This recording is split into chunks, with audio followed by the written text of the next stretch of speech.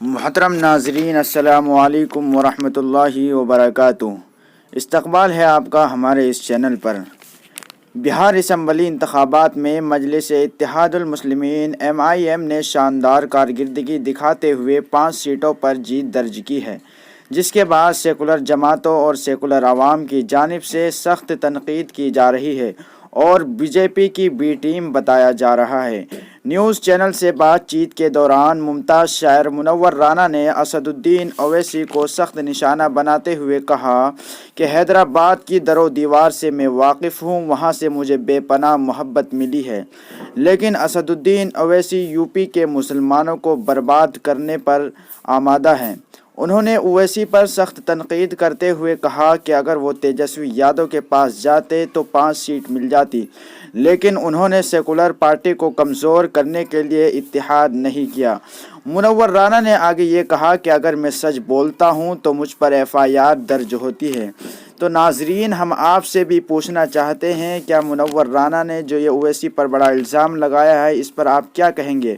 اور منور رانا یہ کہہ رہے ہیں کہ اگر میں سچ بولتا ہوں تو مجھ پر FIR درج ہوتی ہے، کیا یہ منور رانا کی سچائی ہے دوستو؟ اور دوسرے لوگوں پر منور رانا نے آگے کہا کہ اور اگر دوسرے لوگوں پر CBI IDA کا چھاپا پڑتا ہے، لیکن اویسی پر یہ کیوں نہیں ہوتا جب ان کے پاس 20 برسوں میں 15,000 کروڑ روپے کی دولت آ گئی؟ ممتاز شاعر نے کہا کہ اگر ہمارا سانہ یہ ہے کہ ہر دور حکومت میں ہمارے لوگ ہی جنگل میں شکاری کے لیے ہاتھا پھندا لگاتے ہیں، آج وہی کام اویسی کر رہا ہے اور مسلمانوں کو قتل کرا رہا ہے۔